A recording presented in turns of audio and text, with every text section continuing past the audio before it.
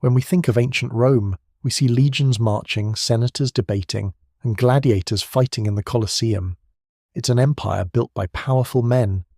But what if I told you that the true foundation of Rome, its greatest strengths and its most brutal secrets, were hidden in a world most of us never see, a world that unfolded behind closed doors? While men ruled in public, a secret world of power, peril, and incredible defiance was taking shape. From the empress who could topple an emperor with a whisper, to the enslaved woman whose very body was a battleground, their stories have been silenced for centuries. To really understand the Roman Empire, we have to uncover the secret lives of its women. The history we're often taught is a history of men, of great generals and powerful emperors. But this is only half the story. The other half, the female half, has been largely ignored, deemed unimportant by the male historians who wrote the records. To understand Rome, we have to understand the women who lived within its shadow, who navigated its complex social labyrinth, and who, in their own ways, shaped its destiny. Their lives were a study in contradictions. They were revered as mothers, yet legally they were second-class citizens. They could wield immense influence from within the home, but held no formal political power. This isn't just a history of women. This is the hidden history of Rome itself. At the very top of Roman society were the elite women, the wives and daughters of senators and emperors. Their world was a gilded cage, a life of immense wealth and privilege. Yes, but also one of suffocating expectations. The ideal Roman matron was expected to be a model of virtue, modest, loyal, and entirely devoted to her family. Her primary duties were to manage the household, which for the elite could be a massive enterprise with hundreds of slaves, and to produce legitimate heirs. Spinning wool was considered the hallmark of a virtuous wife, a symbol of her domesticity. But to dismiss these women as mere domestic managers would be a grave mistake. Behind the veneer of wifely duty, they were often astute political operators. With their husbands away on military campaigns, it was the women who often ran vast estates and managed complex financial affairs. By the 1st century AD, a brilliant bit of legal evolution meant that many married women remained under the legal authority of their father, not their husband. This seemingly small distinction was revolutionary. It meant a husband had no legal power over his wife's property, giving elite women a degree of independence unheard of in many other ancient cultures. Nowhere was this hidden power more apparent than in the imperial palace. Take Livia Drusilla, the wife of the first emperor Augustus. Publicly, she was the perfect Roman empress. But behind the scenes, Livia was one of Augustus's most trusted and influential advisors. Ancient historians, though often hostile to powerful women, admit her immense influence. She managed her own considerable finances and played a key role in the political chessboard of the empire, particularly in securing the succession for her son Tiberius. She showed how a woman, without any official title, could shape history. Then there was Agrippina the Younger, a woman who refused to be content with mere influence. As the great-granddaughter of Augustus, she returned from exile with a vengeance. She aimed to marry her uncle, the Emperor Claudius, pushing him to defy Roman tradition in a move that scandalized the elite. Agrippina was not a behind-the-scenes advisor. She was a partner in rule. She was granted the title Augusta, making her his equal in name, an honor never before given to an emperor's wife while he was still alive. She involved herself directly in the administration of the empire, breaking every rule. Ancient sources, written by men scandalized by her ambition, paint her as ruthless, even accusing her of poisoning Claudius to ensure her son, Nero, would become emperor. Whether true or not, the stories reveal a crucial truth. Agrippina wielded real, tangible power, stepping out of the gilded cage and onto the political stage itself. There was another unique path to power for a select few, the priesthood of the Vestal Virgins. Chosen as children, these 6 priestesses served the goddess Vesta for 30 years, guarding the sacred eternal flame that was believed to ensure Rome's survival. In exchange for a vow of chastity, they were granted extraordinary privileges. A Vestal was free from the authority of any man, could own property, make a will, and testify in court. Their power was symbolic, yet potent. They were involved in state ceremonies and their opinions carried political weight.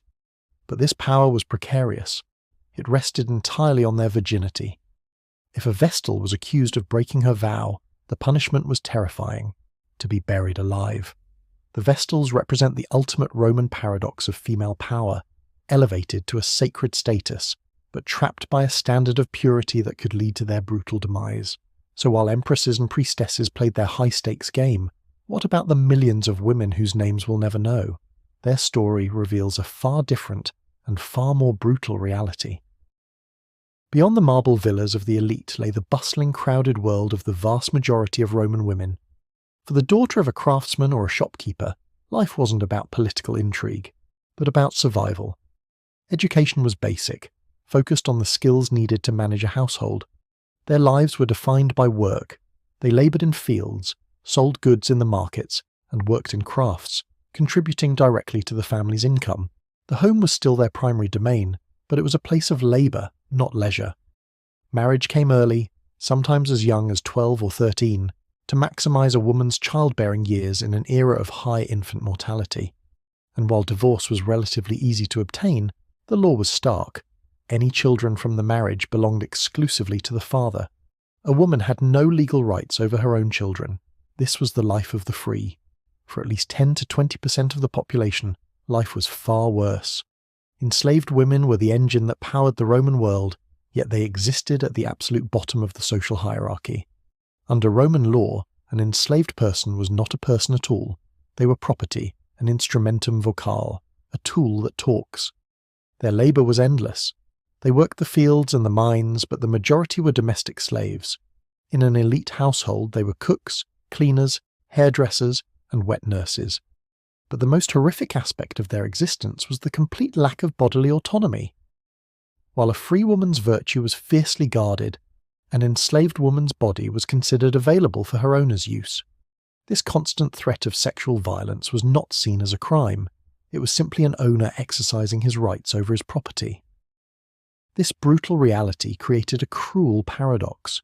Roman society simultaneously defined free women by their sexual purity, while systematically stripping that same humanity from enslaved women. The sources of enslaved women were varied and tragic. Many were captives of war, many others were born into slavery. Perhaps most disturbingly, many were the result of exposure, the common practice of abandoning unwanted infants, overwhelmingly female, who were then collected by slave traders. Their lives began with the ultimate rejection and continued in chains. There was a sliver of hope, manumission, the act of being freed. But for the overwhelming majority, life was an unrelenting cycle of hard labour, their stories almost entirely lost to a history that did not consider them worthy of record. In a world so thoroughly dominated by men, was resistance even possible? The answer is a resounding yes.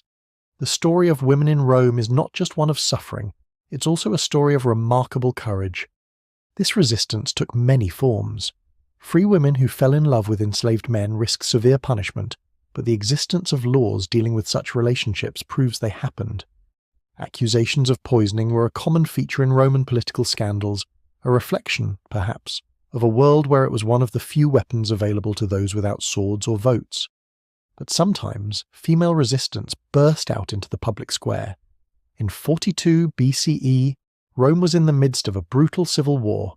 The ruling triumvirs, desperate for funds, levied a special tax on 1,400 of Rome's wealthiest women. The men had started the war. The women were being forced to pay for it. In an unprecedented act, a large group of these women marched to the Roman Forum. They chose a woman named Hortensia to be their voice. Standing before the most powerful men in Rome, she delivered a speech that has echoed through the centuries. She didn't plead for mercy, she argued. Her argument was a stunningly modern articulation of no taxation without representation. She asked why women should pay for wars they had no say in starting, when they were barred from the politics men enjoyed. She powerfully declared, "Why should we pay taxes when we do not share in the offices, honours, military commands, nor, in short, the government?"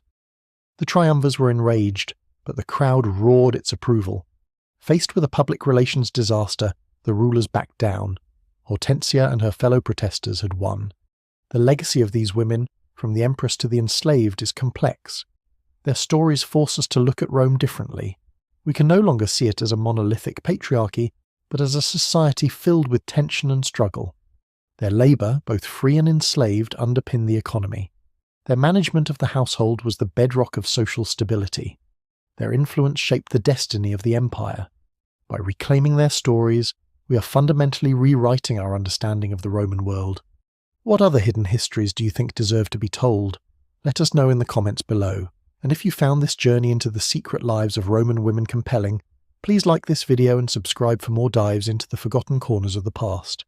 From the subtle statecraft of Livia to the defiant speech of Hortensia, from the untold suffering of the enslaved woman in the fields to the sacred power of the Vestal Virgin, the lives of Roman women were as varied as the empire itself. They were not passive bystanders.